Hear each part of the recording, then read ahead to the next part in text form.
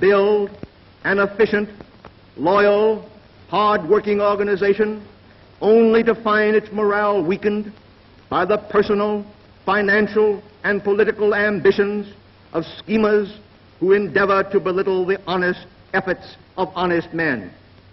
For such persons, I only have the utmost scorn and contempt. They are a disgrace to the profession of law enforcement. By their destructive methods, by their underhanded and scurrilous efforts to weaken some honest organization which has aroused their jealousy, they flaunt to the criminal world an invitation to arise in new depredations. They spread the glad word to thief, robber, counterfeiter, and murderer that the underworld has a friend in what should be the palace of stern, honest, efficient, and unswerving justice. It is inevitable that the Federal Bureau of Investigation should be no more immune from such attacks than any other honest force which zealously works for law enforcement. It is inevitable that such detractors, such forces of belittlement, should attempt to use the shortness of public memory in an effort to undermine the efforts of an efficient organization. We have recently heard that it was a shame to kill a nice young man like John Dillinger. We have recently heard from certain sources which should be aligned unalterably with the forces of law enforcement rather than lending aid and comfort to the foul hordes of crime, that the special agents of the Federal Bureau of Investigation have a habit of running wild, of shooting men on sight, and of issuing orders to kill this, that, or the other person. There is only one answer and only one way to answer such maliciously untrue statements, and that is to look at the official record. Let us see what is revealed there. In the last few years, the power of gangdom reached such an estate that no family of financial means was safe from kidnapping. The predominant emotion throughout the country was that of fear. The depredations of vicious outlaws roving from state to state like packs of wolves amounted to an actual armed invasion of America.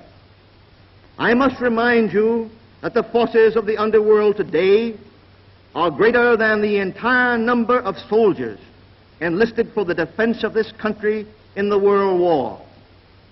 At the head of this enormous body of destroyers, there ranges a group so vicious and so dangerous that in the last year alone it was necessary for local law enforcement officers in the cities and communities of America to kill nearly 400 members of the underworld who, fully armed, sought to cause the death of the officers who came to arrest them.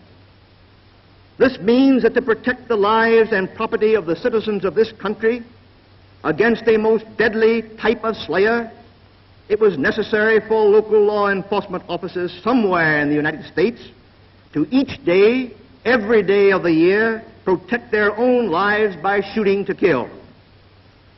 With a personnel of less than 600 men, arrayed against a foe numbering in the millions, it has been possible, through careful planning and through highly developed methods of training and study courses, and with active alignment in wholehearted cooperation of local law enforcement agencies, for the Federal Bureau of Investigation to carry on a successful campaign of detection and apprehension of the most deadly characters in the history of American criminality.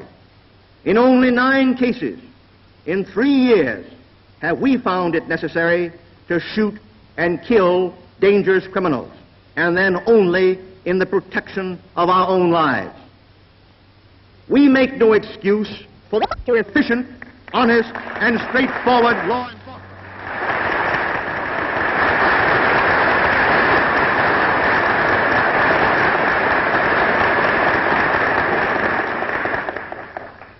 The greatest deterrent to crime is the knowledge on the part of the criminal that there will be sure detection, swift apprehension, and unfailing punishment. And if I may again revert to the subject of youth, there is a necessity that this be made a maxim in every home. Nothing weighs upon me so much as the knowledge that 1 out of 5 of all of our criminals in the United States today is of less than voting age.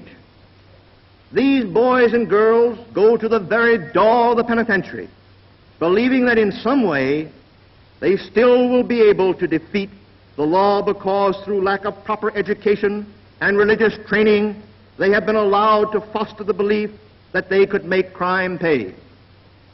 The time has come a violator to obtain easy freedom.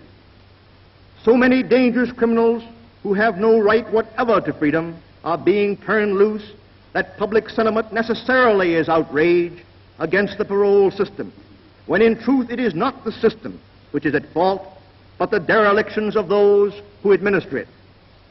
If the proponents of parole really want to help the parole man, then let them do so by working ceaselessly for the eradication of obvious faults.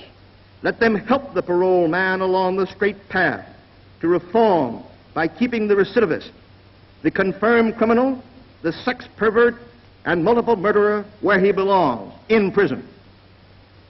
The most terrible thing to remember always that the future of a criminal must be weighed against the welfare of the community. The needs of society must be considered before the personal wishes of the social offender.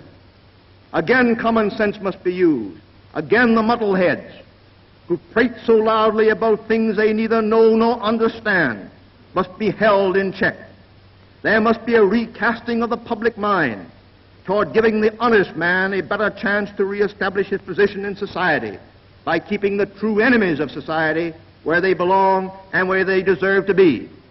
We cannot progress, we cannot go forward toward law obedience until we cease our retrogression and start anew upon a plane of understanding, of sincerity, of integrity, efficiency, and education in the all-important field of building again what this country so sadly needs, a reverence and respect for the majesty of our laws.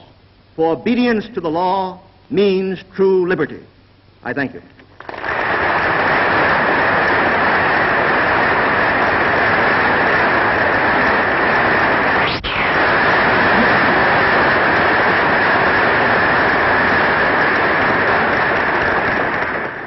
At every gathering of our holy name men, the pledge which we announced at the beginning is pronounced solemnly, that we pledge our support in honor of His divine name to all lawful authority, both civil and religious. And I am sure that when we pronounce this pledge again,